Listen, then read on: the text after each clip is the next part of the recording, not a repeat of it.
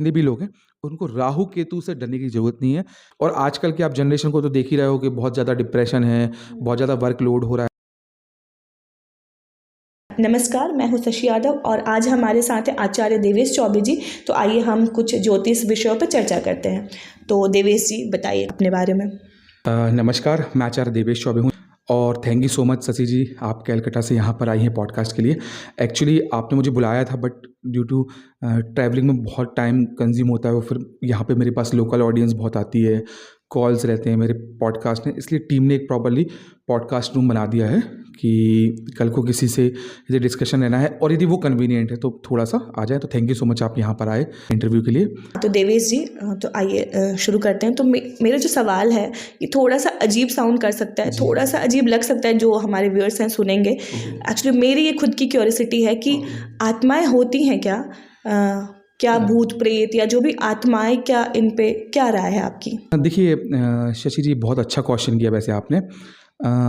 और मैं आज इस पॉडकास्ट के माध्यम से लोगों को क्लियर कर देता हूँ, जब कोई सोल, जो भी कोई व्यक्ति है, अनएक्सपेक्टेड तरीके से इस दुनिया से चला जाता है, मतलब उसको पता नहीं है कि वो जाने वाला है या कल को उसकी मृत्यु होने वाली है और मृत्यु हो जाती है, तो वो सोल कहीं ना कहीं एक्सपेक्ट नहीं करा है उसने कि उसको इतने जल्दी चले जाना है, तो वो बहुत कोशिश करती है बॉडी में जाने की, बॉडी में वापस आने की, पर नहीं आ पाती है। और वो जो सोल होती है ना, वो थोड़ा सा जब तक उसका टाइम, एक जो पीरियड है वो कंप्लीट नहीं होता है, तब तक वो कहते हैं भटकती है। ऐसे ही जो सोल, आपने बड़े बुजुर्गों को देखा होगा, नानी दादी, या एक जो सर्टेन एज में आ गए हैं 90+ 80+, कि अब तो बेटा मेरा जाने का टाइम आ गया है, तुम शादी कर लो, बच्चे कर लो, तो वो अपने आप को सबकॉन्शियस में रिकॉल करवा रहे हैं कि हमारे जाने का टाइम आ रहा है, उनके जाने का टाइम आ रहा है।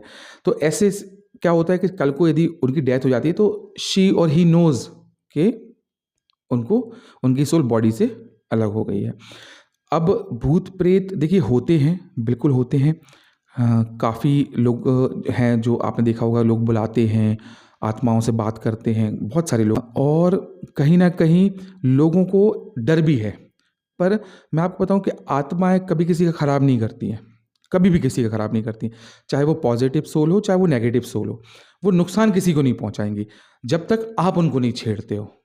मतलब जैसे आप किसी को छेड़ रहे हो, किसी को परेशान कर रहे हो, तो वो सामने से आप पे अपना बचाव के लिए कुछ ना कुछ करेगा, अदरवाइज वो आपको कभी भी नुकसान नहीं पहुंचाएगा। तो आत्माएं एग्जिस्ट करती हैं, हो सकता है मैं आसपास भी हूँ, सुन रही हूँ, देख रही हूँ, पर कभी बुरा नहीं करते हैं।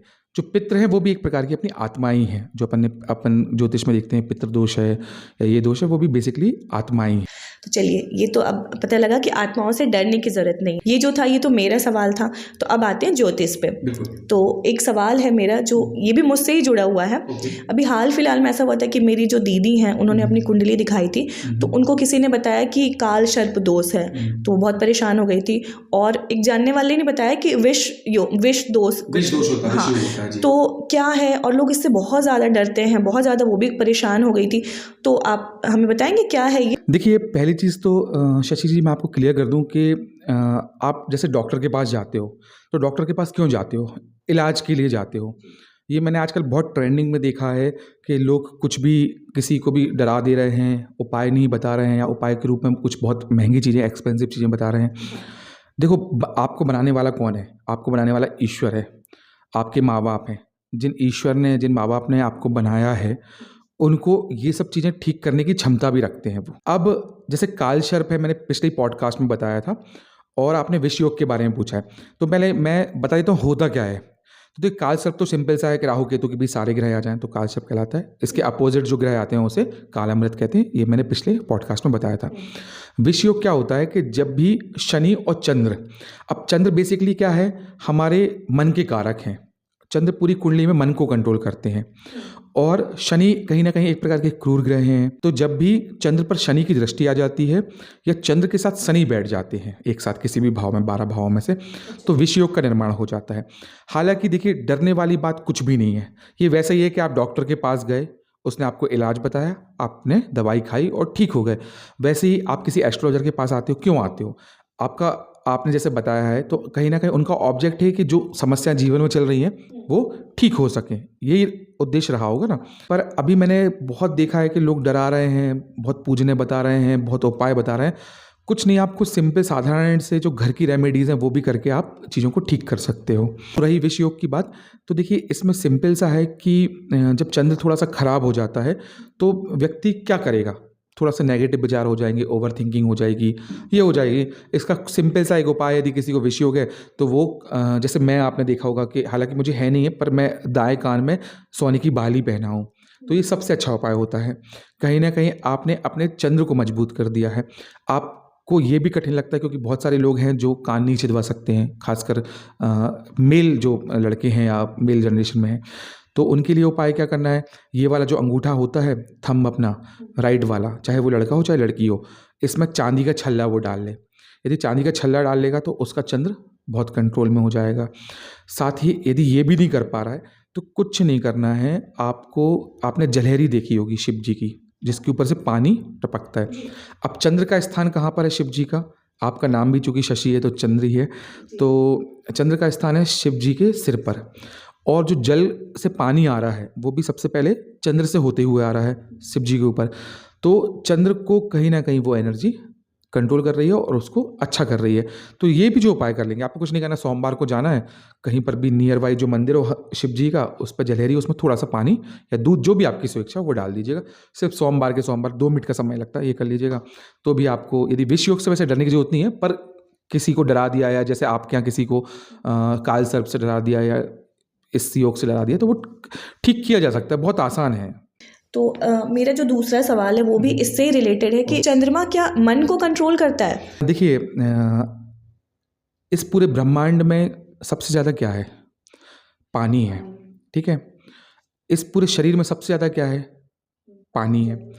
अब आप सोचिए कि जब वो ज्वार भाटा आता है तो वो पूरे ब्रह्मांड के पानी को कंट्रोल कर सकता है, तो इंसान के शरीर में जो सबसे ज़्यादा है उसको क्या वो चंद्र कंट्रोल नहीं कर सकता? आप माने चाहे नहीं माने, मैंने बहुत सारी कुंडलियों पर रिसर्च किया है, बहुत सारे लोगों को देखा है कि जितने भी लोगों को एनलाइटमेंट प्राप्त हुआ है, लाइक बौद्ध हो गए, महावीर हो गए, वो कहीं ना कहीं उनको आप पाओगे कि पूर्णिमा के दिन ही हुआ है। हाँ, या आपने देखा होगा कि किसी व्यक्ति ने सुसाइड किया है या सुसाइड जैसे उसको ख्याल आ रहे हैं, तो भी संभावना है कि वो अमावस्या के आसपास के दिन हो, क्योंकि इस समय चंद्रमा बहुत ज़्यादा आपके मन पे हावी होता है। आपने देखा होगा कि सब चीज़ें अच्छी हैं लाइफ में, ना कोई हेल्थ इशू है, ना फाइनेंशियल इशू है, नौकरी भी सही चल रही है, व्यापार भी सही चल रहा है, सब चीज़ें एकदम अंडर कंट्रोल है। पर आप सुबह उठते हो और आपको बहुत नेगेटिव लगता है, उस दिन अच्छा नहीं लगता है, ऐसा होता है। तो ऐसा क्यों हो रहा है? सब चीज़ें जब अच्छी चल रही हैं तो भी मन अशांत क्यों है? तो कहीं ना कहीं चंद्र आपके मन को इम्पैक्ट कर रहा है। और दूसरी चीज़ एक और रहेगी कि क्या होता है ना कि चंद्र हर 2.5 दिन में अपनी स्थिति बदल देता है, मतलब एक राशि में, कुंडली में 2.5 दिन रहता है चंद्रमा। अब चंद्रमा आज मान लो पहली राशि में है तो कल दूसरी, 2.5 दिन बाद दूसरी में आ जाएगा, फिर 2.5 दिन बाद तीसरी में आ जाएगा। तो क्या होता है कि जब भी आपके गोचर में चंद्रमा आपके खराब भावों पर इम्पैक्ट डालेगा, उस समय आप कितना भी खुश हो, कितना भी आपके पास सब कुछ हो, मानसिक रूप से थोड़ा सा अनसेटिस्फैक्शन रहेगा या नेगेटिविटी रहेगी, सब में देखने को मिलती है।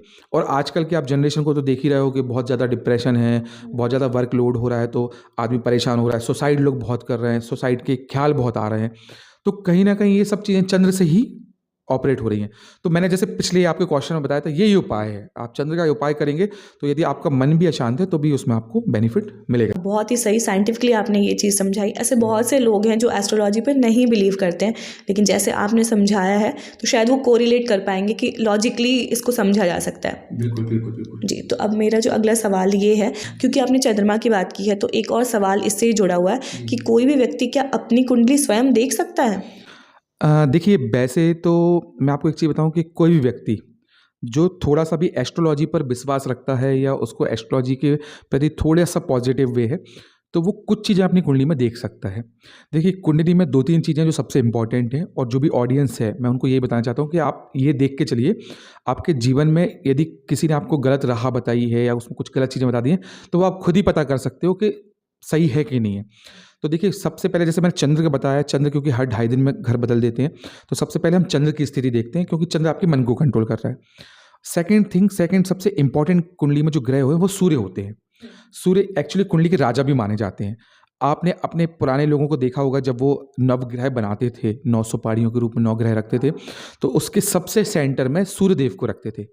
बिकॉज़ ऑफ कि सूर्यदेव पूरी कुंडली के, पूरे ज्योतिष के राजा माने जाते हैं और हमारी जीवन में आत्मा के कारक हैं। मतलब जिस भी व्यक्ति की कुंडली में सूर्य अच्छे होंगे, उनका कॉन्फिडेंस लेवल बहुत अच्छा होगा। कॉन्फिडेंस शब्द जो आया है वो बेसिकली आया है आत्मा से, आत्मविश्वास, आत्मा का विश्वास, और आत्मा के कारक हैं सूर्य। सूर्य कुंडली में पिता के भी कारक होते हैं। जितने भी व्यक्ति जो आईएएस हैं, आईपीएस हैं, जो बहुत अच्छे अधिकारी हैं, पदाधिकारी हैं, वो कहीं न कहीं आप उनकी कुंडली में पाओगे कि सूर्य और गुरु की स्थिति बहुत अच्छी होती है। वही व्यक्ति जो सरकार में उच्च पद प्राप्त करता है या सरकार से संबंधित कोई काम करता है, लाइक पॉलिटिक्स है, तो उसमें भी आपको सूर्य और गुरु का कॉम्बिनेशन देखने को अवश्य मिलेगा कहीं न कहीं अच्छे पॉजिटिव वे में। तो दूसरा जो ग्रह है वो सूर्य होता है, क्योंकि सूर्य हमारी आत्मा को रिप्रेजेंट करता है, चंद्र हमारे मन को रिप्रेजेंट करता है। इन दोनों पे कंट्रोल हो गया तो आपका अपने आप पे एक तरीके से इंद्रियों पे कंट्रोल हो गया। अब किसी भी व्यक्ति को अपनी कुंडली में कुछ बेसिक चीज़ें हैं जो देखनी होती हैं, जैसे उसका करियर कैसा रहेगा।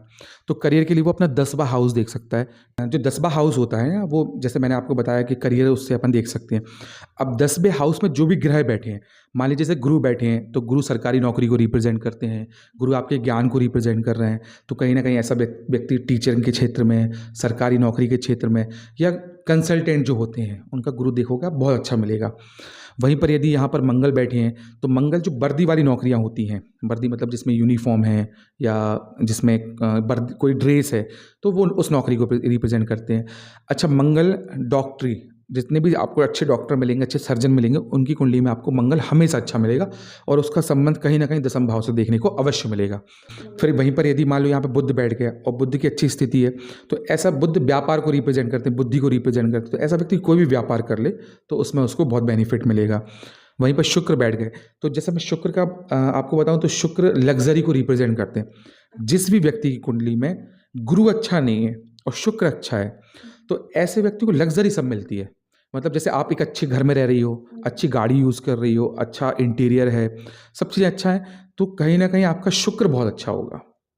और जितने भी आज की डेट में एक्टर्स हैं, एक्ट्रेस हैं, जो एक फेम में काम कर रहे हैं, अच्छे यूट्यूबर हो गए हैं, उनका कहीं ना कहीं शुक्र आपको अच्छा देखने को अवश्य मिलेगा। तो शुक्र इसको रिप्रेजेंट करता है। शनि हमेशा, जिसकी भी शनि 10वें भाव में बैठे होंगे, ऐसा व्यक्ति नौकरी के साथ साथ कोई दूसरा काम करेगा ही करेगा। इनफैक्ट हो सकता है वो तीसरा काम भी करे, मतलब नौकरी के अलावा उसके 2 या 2 से अधिक सोर्स ऑफ इनकम देखने को मिलते हैं यदि कुंडली में अच्छी अवस्था में शनि 10वें भाव में बैठ गया। अच्छा, राहु केतु क्या है? राहु केतु छाया ग्रह हैं। तो जो कुंडली में 7th हाउस होता है, मतलब लग्न के जस्ट अपोजिट वाला, तो उसमें अपन रिलेशंस को देखते हैं। रिलेशंस मतलब आपकी शादी होगी, कैसी होगी, आने वाली लड़की सुंदर होगी, गुस्सैल होगी, किस दिशा में होगी, जिस लड़की से शादी हो रही है उससे आपकी अरेंज मैरिज होगी, लव मैरिज होगी। तो कुल मिला के जितनी भी चीज़ें हैं जो संबंध से देखी जाती हैं, वो हम कुंडली में सप्तम भाव से देखते हैं। तो कोई भी व्यक्ति यदि अपनी कुंडली देख रहा है तो कुछ बेसिक चीज़ें देख लेगा तो उसको समझ में आ जाएगा। तो देवेश जी, तो जैसा कि आपने बताया कि राहु और केतु जो हैं वो छाया ग्रह हैं, और उनका असर, तो ये छाया ग्रह, पहले तो ये बताइए कि होता क्या और किस तरीके से इसका असर हमारे कुंडली पे पड़ता है। तो देखिए शशि जी, जैसे आपने राहु केतु के बारे में पूछा है तो मैं आपको क्लियर कर देता हूँ कि राहु और केतु बेसिकली छाया ग्रह कैसे काम करते हैं। देखिए, राहु कहीं ना कहीं हमारा मुख है और केतु हमारा कहीं ना कहीं, आप समझ लीजिए, मल द्वार है। आप इसको मैं आपको समझाने की भाषा से समझा रहा हूँ। और इस पॉडकास्ट के माध्यम से जितने भी लोग हैं उनको राहु केतु से डरने की जरूरत नहीं है, या राहु केतु कैसे फल देते हैं, किस तरीके से फल देंगे, उसके बारे में क्लैरिटी हो जाएगी। तो देखिए, कुंडली में राहु जहां पर भी बैठते हैं वहां से व्यक्तियों को वासना आती है, उस भाव से संबंधित, उस घर से संबंधित। फॉर एग्जाम्पल, कुंडली में राहु फर्स्ट हाउस में बैठ गए तो ऐसा व्यक्ति अपने को लेके बहुत ऑब्सेस्ड होगा कि मैं कैसा लग रहा हूँ, मेरे लुक्स पे, मेरे कपड़ों पे, मेरे इन पे। वहीं पर यदि कुंडली में एक राहु दूसरे भाव में बैठ गए हैं तो दूसरा भाव दर्शाता है आपके धन को। तो ऐसे व्यक्तियों को धन की बहुत लालसा होगी, मतलब उसको लगेगा मैं कैसे पैसे कमाऊं, कहाँ कमाऊं, क्या ऐसा करूं जिससे मेरे पास पैसा आता रहे। तो कुंडली में राहु जिस भी भाव में बैठेंगे, उस भाव से संबंधित व्यक्ति को बहुत भूख रहेगी। फॉर एग्जाम्पल एक और उदाहरण ले लेते हैं कि राहु मान लीजिए कुंडली के सप्तम भाव में बैठ गए, तो सप्तम भाव जैसे रिलेशन हाउस मैंने आपको बताया, तो ऐसे व्यक्तियों को अपने पार्टनर के प्रति, अपने रिलेशन के प्रति बहुत भूख रहेगी। वो रिलेशन में होगा भी, किसी ना किसी लव रिलेशन में भी होगा, उसमें बहुत ज़्यादा पजेसिव होगा, लड़की के प्रति बहुत ज़्यादा उसका एग्रेशन देखने को मिलेगा। इसके जस्ट अपोजिट केतु होते हैं। केतु बेसिकली क्या करते हैं, उस भाव से डिटैच्ड करवाते हैं। अब मान लीजिए कुंडली में जैसे मैंने आपको बताया कि पहले भाव में केतु बैठ गए, तो क्या करेंगे, ऐसे व्यक्ति को लगेगा कि मैं कहीं चला जाऊं, मैं मतलब हिमालय में रहने लगूं, जैसे मैंने आपको बताया था। तो क्योंकि शरीर का संबंध डिटैचमेंट से हो गया है, जो संत महात्मा हैं जैसे मैंने बताया कि आपको देखने को मिलेंगे। केतु यदि धन भाव में बैठ गए, तो अब धन भाव में क्या होगा, धन भाव बेसिकली व्यक्ति को धन तो मिलेगा, पर धन से मोह खत्म हो जाएगा। जैसे बौद्ध थे, अब बौद्ध राजा थे, जो भगवान बुद्ध, गौतम बुद्ध थे, वो राजा थे। अब उनके पास बहुत धन धान था, बहुत पैसा था, सब कुछ था, पर उससे मोह खत्म हो गया था। तो धन से मोह खत्म करवाना। वहीं पर यदि केतु का संबंध सप्तम भाव से हो जाए, जैसे बताया रिलेशन हाउस से हो जाए, तो रिलेशन हाउस से वो थोड़ा सा डिटैच करवा देते हैं, पत्नी के प्रति या पत्नी पति के प्रति रिलेशन हाउस से डिटैच करवा देते हैं। मतलब पार्टनर के प्रति थोड़ा सा व्यक्ति बहुत ज़्यादा पजेसिव देखने को नहीं मिलेगा, बहुत उसकी केयरिंग वाला नहीं मिलेगा। वहीं पर केतु का संबंध यदि मान लो 9th हाउस से हो जाए, भाग्य भाव से, तो यहाँ पर केतु अलग तरीके के प्रभाव देंगे। भाग्य को वो मजबूत भी करते हैं, और ये धर्म भाव भी कहलाता है, नवम भाव जो होता है। तो धर्म के प्रति बहुत, क्योंकि केतु आध्यात्म के कारक ग्रह माने जाते हैं, तो धर्म में बहुत व्यक्ति को नाम कमाएंगे, बहुत उन्नति करवाएंगे, जिसके भी 9th हाउस का संबंध केतु से हो जाता है। बेसिकली राहु और केतु जहाँ पर भी बैठते हैं, उसके कार्य तत्वों को राहु बढ़ा देते हैं और केतु घटा देते हैं। बस इतना सा लॉजिक है, इनसे डरने की कोई आवश्यकता नहीं है। राहु अच्छे होंगे तो व्यक्ति को बेसिकली बहुत धन दिलवाते हैं, अनएक्सपेक्टेड धन दिलवाते हैं। जो लॉटरी लग गई, वायरल हो गया व्यक्ति का अचानक नाम हो गया, वो सिर्फ और सिर्फ राहु करवाते हैं।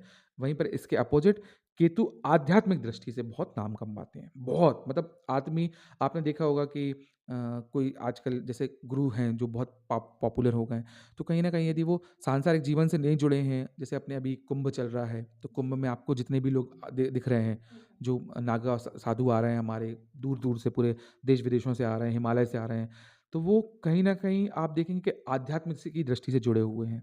तो केतु यही काम करवाते हैं। दिव्य जी, आपने जो भी जानकारियाँ दी बहुत ही ज़्यादा यूज़फुल थी और लोगों के लिए बहुत ही ज़्यादा हेल्पफुल होगी। तो लेकिन एक ऐसा सवाल आ रहा है मेरे मन में, जो यूथ जो है, आज की जो जनरेशन है, उससे बहुत ज़्यादा परेशान है। लोग रिलेशनशिप में रहते हैं और शादियों में बहुत ही ज़्यादा दिक्कत आती है, करना तो चाहते हैं लेकिन बहुत सारी समस्याएं आती हैं। तो इसके बारे में कोई उपाय है इसको लेकर? देखिए, कुंडली में है ना, आपने जैसे रिलेशंस के बारे में पूछा, शादी के बारे में पूछा, तो हम जब विवाह को देखते हैं या किसी व्यक्ति का कब विवाह होगा, कैसे होगा, तो उसको हम गुरु और शुक्र से देखते हैं, चाहे वो लड़का हो चाहे लड़की हो। तो इसके लिए सबसे अच्छा उपाय है, यदि किसी लड़के या लड़की की शादी नहीं हो रही है, तो खाली वो 2 उपाय कर ले, उसको बहुत फ़ायदा मिलेगा। इनफैक्ट यदि कास्ट की प्रॉब्लम आ रही है, घर वाले नहीं मान रहे हैं, या किसी भी प्रकार की दिक्कत आ रही है, ये एक ऐसा उपाय है कि वो करेगा तो उसको फ़ायदा अवश्य मिलेगा। पहला जो उपाय है, उसको क्या करना है कि काली उड़द की दाल लेनी है, थोड़ी सी अपने हिसाब से, और गुड़ लेना है। ऐसे 5 हिस्से बना लेना है। फॉर एग्जाम्पल, आपने 1.25 किलो गुड़ लिया और 1 पाव काली उड़द की दाल ली। 1.25 किलो गुड़ को आपने 5 हिस्सों में बना दिया, मतलब 5 पैकेट बना दिए। उसमें आपने काली उड़द की दाल मिला दी 5 हिस्सों में, मतलब जो आपने 1 पाव ली है या 250 ग्राम ली है। अब क्या करना है कि हर मंगलवार के दिन वो आपको गुड़ और काली उड़द गाय को खिलानी है, नियमित रूप से, हर मंगलवार के दिन। मतलब पहला मंगल हो गया, देन दूसरा मंगल हो गया, देन तीसरा मंगल हो गया। अब जैसे देखिए, लड़कों के लिए तो कोई दिक्कत नहीं होगी। इन केस यहाँ पर कोई लड़की है तो वो कंसिस्टेंटली 5 मंगलवार नहीं खिला सकती, मासिक धर्म के कारण या पीरियड्स के कारण नहीं खिला सकती है। तो जब भी ऐसी स्थिति निर्मित हो, तो वो किसी और के थ्रू, मतलब अपने भाई के थ्रू, अपनी बहन के थ्रू खिलवा दे, पर ध्यान रखना है कि 5 मंगलवार कंसिस्टेंटली खिलाना है। रिलेशन में दिक्कत आ रही होगी या शादी में घर वाले नहीं मान रहे हैं या कहीं ना कहीं प्रॉब्लम आ रही है, तो उससे बहुत फ़ायदा मिलता है। एक और बहुत अच्छा उपाय है, मान लीजिए लड़का लड़की बहुत अच्छे से रिलेशन में है और दिक्कत आ रही है, घर वाले नहीं मान रहे हैं, शादी में दिक्कत आ रही है, कास्ट की प्रॉब्लम आ रही है, कुछ ना कुछ इश्यूज़ आ रहे हैं, तो उनको क्या करना है कि दोनों की कुंडलियाँ निकलवानी है। जो फ्रंट पेज होता है, मैं समझाता हूँ कि मान लीजिए ये आपका फ्रंट पेज हो गया, जिसमें चक्र बने होते हैं 2, जिसमें हम नवांश और लग्न चक्र बोलते हैं। सेम ऐसे ही लड़के को और ऐसी लड़की को निकलवाना है और उन दोनों पेजों को आपस में सामने से मिला देना है और चारों तरफ से या तो पिंच कर दें स्टेपलर से या टेप से या गम से चिपका दें उसको, दोनों पेज को। मतलब जो दोनों के पीछे वाला पेज हो, मतलब ये वाला जो पेज हो, वो एकदम ब्लैंक हो, अंदर दोनों की कुंडली का मिलन हो, और उसको फोल्ड करना है सिर्फ और सिर्फ 5 बार, 1 2 3 4 5। और जहाँ पर भी लक्ष्मी नारायण जी का अर्थात राधा कृष्ण जी का मंदिर है, वहाँ पर अष्टमी के दिन, हर महीने अष्टमी आती है, उस दिन जाके वहाँ पर उनके चरणों पे रखाना है और एक पान का भोग लगा देना है। पान मतलब जो आप किसी भी दुकान पे जाएंगे तो उनसे बोलेंगे आप मीठा पान भगवान जी के लिए बना दीजिए, तो बना देंगे, और वो भोग लगाना है और वो कुंडली आपको उनके चरणों पर रख देनी है और उनसे प्रार्थना करनी है कि हमारा मिलन करवा दें। आप मानेंगे नहीं, ये इतना कारगर उपाय है। जिस भी व्यक्ति की लव मैरिज में दिक्कत आ रही है, ये करके देखो, उसको बहुत फायदा मिलेगा। देवेश जी, आपसे बात करके बहुत अच्छा लगा। जी, बहुत बहुत धन्यवाद शशि जी, आप जो पॉडकास्ट के लिए यहाँ पर आए, इतना समय निकाला। जी, एक रिक्वेस्ट है कि कमेंट्स में बहुत सारे लोग अपनी कुंडली के बारे में कुछ जानना चाहते हैं, तो आप प्लीज़ उनको गाइड कर देंगे। बिल्कुल बिल्कुल। प्रिया पुरोहित नाम से। ओके, एक सेकंड, प्रिया। ओके जी, इनमें लेकिन जो वो कुंडली दिखाना चाहते हैं उनका नाम है राहुल पुरोहित। अच्छा, ओके, राहुल पुरोहित। ओके, इनकी जन्म की तारीख और ये है 4 जून 1988। अच्छा, 4 जून 1988। ठीक है। समय है midnight 1:05 AM। एक सेकंड, 1:05 AM, ठीक है। और जन्म स्थान प्लेस है कोलकाता। कोलकाता। ओके, क्वेश्चन क्या है इनका? इनका सवाल है financial crisis and solution financial crisis से जूझ रहे हैं और इनको सॉल्यूशन चाहिए सर। देखिए, प्रिया जी या राहुल जी, जिनकी भी कुंडली है ये, कुंडली के एक्चुअली देखिए, इनके जो धन भाव है वहाँ पे गुरु बैठे हुए हैं और चंद्र की आपस में दृष्टि, जो गज केसरी एक प्रकार का योग बना रहा है, जो बहुत अच्छा योग है। पर मुझे लगता है कि राहु की महादशा चल रही होगी। इनकी राहु की महादशा चल रही है। राहु की महादशा कहीं ना कहीं थोड़ा सा इम्पैक्ट डालती है, खासकर फाइनेंशियली जो भी स्थिति होती है। इनको सिर्फ एक उपाय करना है, कि बहुत सिंपल सा उपाय है। वैसे मैं आपको बता दूं कि 2027 में आपका टाइम बहुत अच्छा हो जाएगा। इनफैक्ट सितंबर 2026 से ठीक होना शुरू हो जाएगा इनका टाइम। फिर भी अपन सेफर साइड 2027 लेके चलते हैं, क्योंकि बीच में एक अंतर्दशा थोड़ी सी चेंज होगी। तो 2026 एंड और 27 तक आपका जो फाइनेंशियल क्राइसिस है वो ख़त्म हो जाएंगे। पर हाल फिलहाल के लिए जो अभी उपाय है वो ज़रूरी है। गुड़ होता है, गुड़ लेना है इनको, और हर शनिवार को अपने घर के आसपास जहाँ पर भी पीपल का पेड़ लगा हो मंदिर में, वहाँ पर चारों तरफ थोड़ा सा गुड़ डाल दें।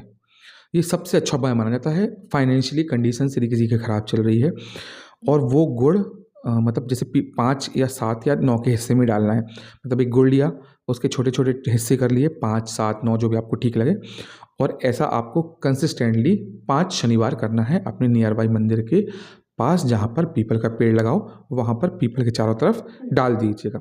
सिर्फ और सिर्फ शनिवार को करना है, बाकी किसी भी दिन नहीं करना है। तो राहुल जी, यदि आप ये करते हैं तो आपको फाइनेंस से संबंधित या जो भी फाइनेंशियली क्राइसिस हो रहा है उससे बहुत फ़ायदा मिलेगा। और टेंशन नहीं लीजिए, थोड़ा सा भी समय अच्छा नहीं चल रहा है। राहु की महादशा में दिक्कतें आती ही हैं, सबको ही आती हैं। तो थोड़ा सा समय अच्छा नहीं चल रहा है, पर ऐसा नहीं कि समय अच्छा होगा नहीं, इनका समय अच्छा हो जाएगा, इनफैक्ट बहुत अच्छा हो जाएगा। तो इनको डरने की या घबराने की किसी भी प्रकार की कोई आवश्यकता नहीं है। तो इसी के साथ सभी व्यूवर्स से ये अनुरोध है कि कुंडली योग को लाइक और सब्सक्राइब करें। जो भी आपको जाननी है उसके बारे में कमेंट करें, सर जो है वो ज़रूर आपको हेल्प करेंगे। जी, धन्यवाद।